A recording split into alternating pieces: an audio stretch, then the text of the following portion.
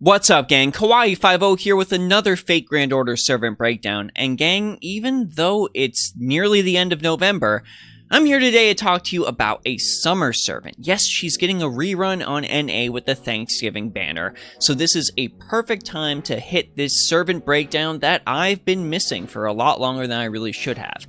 Yes, it's time to talk about the Umu caster herself, Nero Claudius Summer. We're going to be going over all aspects of her kit, allies, craft essences, command codes, the whole shebang. So if you're a veteran player who's had Nero sitting in a box for a long time, or if you're somebody just starting out with FGO today, you will know a good way to use this caster and maximize her effectiveness on your team. Hopefully this video helps you out, and if you're looking to help me out, please consider going ahead, liking, and subscribing. Caster Nero's deck consists of 1 quick, 2 arts, and 2 buster cards, with an AoE Buster Noble Phantasm. Of special note are the hit counts on her arts cards, sitting at 6. Combine that with her 0.4% NP gain, and Nero's going to be gaining a significant amount of Noble Phantasm. It's basically just what casters do.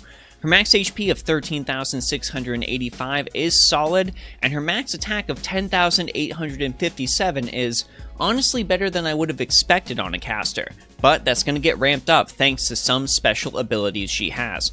When it comes to star absorption, it's kind of on the lower end, so if you want Nero to have stars, you're going to have to do something about that. Upon even a single look, I was able to easily determine that Nero's first skill is her most important.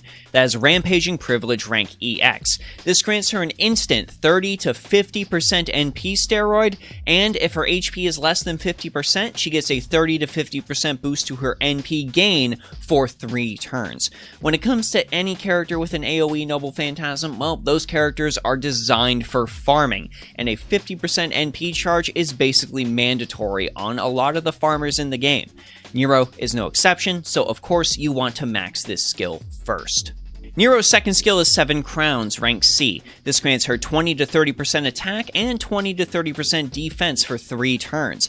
This also has a unique extra ability where it allows Nero to ignore class advantage when taking damage for 3 turns. So if she ends up getting hit by an opponent that deals extra damage to casters, well, no they don't, because Nero just decided that they don't. That's basically how Imperial Privilege works anyways.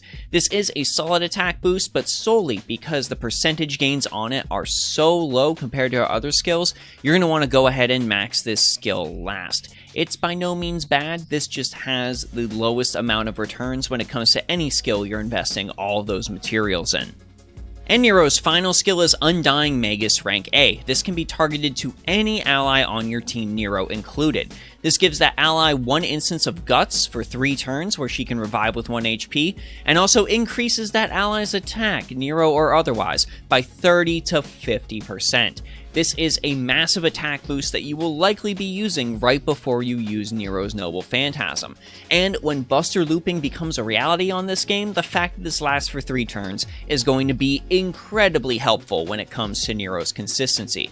Go ahead and max this skill second. For Nero's Append skill, you're going to want to go with Mana Loading. That 10 to 20% NP gauge immediately being charged is very helpful on absolutely any character, and this will allow you to get around potentially not having her first skill leveled up all the way.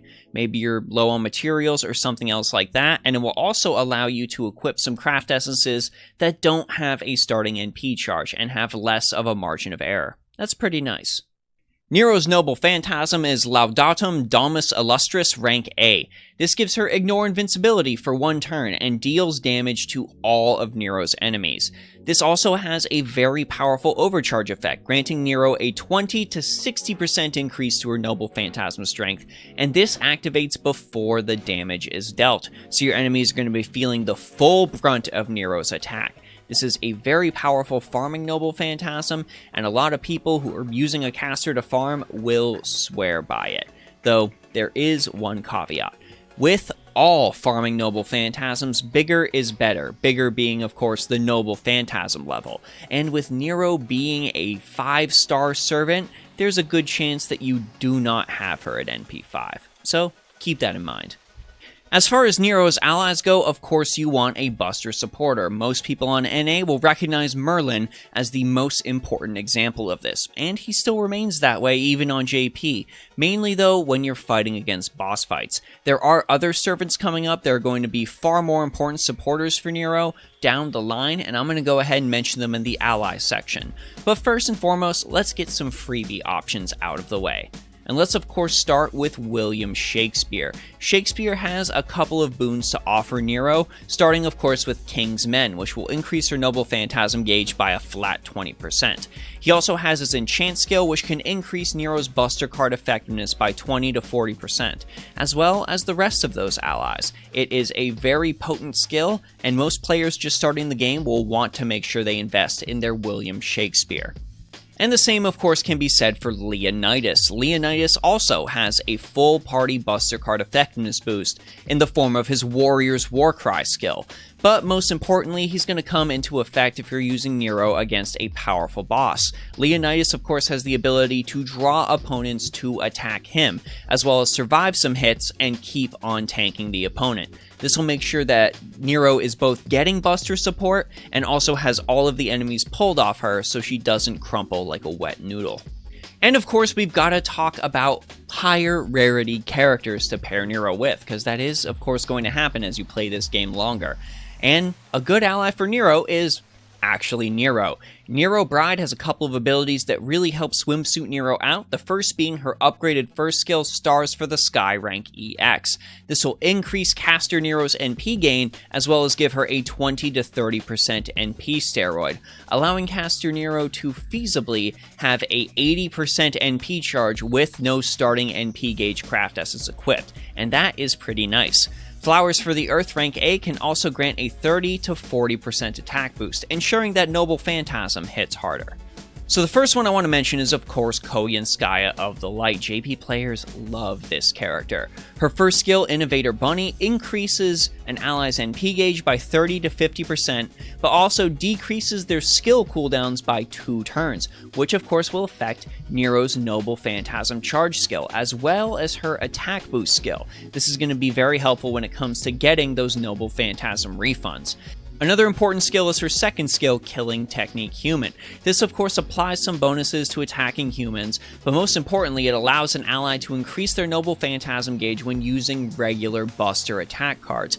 So Nero is actually going to be able to charge her NP gauge off of both her arts cards and her Buster cards. This is going to help her make up that little bit of Noble Phantasm gauge you might need. And of course there is a very powerful Buster card effectiveness boost tied to Koyanskaya as well, because she wouldn't really be a Buster support without it. And finally, there is the ever-beloved Oberon, who, if I understand correctly, is now the most popular servant in Fate Grand Order, according to JP polls. And for good reasons, just beyond his excellent design. Oberon has the ability to charge caster Nero's Noble Phantasm gauge by a whopping 70% off of 2 of his skills, while also granting her an NP damage boost. He also has End of the Dream rank EX, a very powerful, very powerful skill that will increase Nero's Buster card effectiveness, as well as increase her Noble Phantasm damage by an insane 50 to 100%. It is absolutely nuts. The kicker here, though, is that Nero will be unable to act for the rest of the battle the turn after this skill is used on her. So this is commonly used on the final wave to make sure those enemies get mopped up. You better make sure you make it count. Otherwise, you're going to be having some trouble. When it comes to craft essences for caster Nero, we of course first want to give players a freebie option, and we can get that in the form of Dragon's Meridian, which you can grab from the Friend Point Gacha. This is a 3-star craft essence, which when max limit broken, allows Nero to start the battle with a 50% charged Noble Phantasm gauge. You get her first skill to rank 10, and that is an instant turn 1 Noble Phantasm. Of course, there are more powerful craft essences beyond that. Another great 50 to 60% starting NP gauge CE is Devilish Bodhisattva, but this also increases the NP overcharge of Nero's Noble Phantasm by 2 levels, which means she'll end up dealing more Noble Phantasm damage. This is overall a higher damage boost. And if you're looking for straight damage boost, there are of course options available like that. Heaven's Feel is the first option a lot of players saw. This will increase Nero's NP damage by 40 to 50%. But of course, the holy grail of these options is the Black Grail, granting a 60 to 80% increase in NP strength. This is at the cost of 500 HP per turn, but this demerit is worth it every single time. And finally, command codes. Now when it comes to Nero's command codes, her arts cards deserve special mention because of their high hit counts. We want to try and draw critical stars to those arts cards if possible, because when Nero hits with them, all those crits are going to equal an increased Noble Phantasm gain. So Immature Illusionary Command Seal or the Inexperienced Fantasies Command Seal on NA is my first go-to. This increases critical star absorption by 100% on an arts card specifically, so this can help with NP gains. The same can be said for Viva la France, increasing that critical star absorption by 100%, and also recovering the party's HP when Nero attacks using that card. It is a nice little boost. For Nero's quick card or one of her buster cards, you can go ahead and give her White Vessels Command Seal, or Code Cure for a freebie equivalent. Give Nero an opportunity to cleanse some debuffs she might have. And of course, she is a farming servant, so there are two command codes that deserve special mention. The first being Da Vinci Chan, increasing Nero's Noble Phantasm damage by 15% for one turn when attacking using the engraved card. Remember, you have to use this card before you use the Noble Phantasm. The damage trade-off is going to be worth it though, especially if you know for sure with that boost, you're going to be destroying the enemy. And finally, of course, Magus of Flowers deserves special mention. Once every 3 turns, you can charge Nero's NP gauge by 10% when attacking using the engraved card. This is something you definitely want to throw on a buster card since a lot of her NP gain is coming from her arts cards. Let her crit off of those, and let this be a great way to add some NP charge to your buster card before Koyanskaya of Light arrives on NA. Overall, gang, Caster Nero is a very solid farmer with a myriad of different options to boost her attack and charge her Noble Phantasm quickly. She does unfortunately fall into the problem of being a buster farmer, and right now on NA there just isn't a lot of demand for that, what with Tamamo no Mai out right now, Skahawk Scotty dominating the meta, and Caster Artoria coming out fairly soon, at least compared to Koyanskaya. Once Koyanskaya comes out, Nero will become a far more dependable farmer, but she will also have to contend with some other servants that have been released in that period of time that overall are incredibly powerful farmers themselves, not the least of which is Space Ishtar. Overall, gang, Nero is solid, but she is starting to show her age, and she desperately does need a buff. To which skill that could be, I don't really know. But why don't you go ahead and let me know down in the comments. Maybe some of y'all have some ideas that I just wasn't able to think of. If you do want to talk more FGO, my Discord server is of course always open. I want to give a big thanks to the patrons on Patreon, the subscribers and followers over on Twitch, and of course you subscribers here on YouTube who give me the reason to keep coming out here and making these videos every time I have an opportunity to. I really appreciate all of your support in all the ways that you provide it. Thank you all so much. Anyways, gang, this is Kawaii50. I hope you all have a phenomenal day, and I'll see you all in the next video.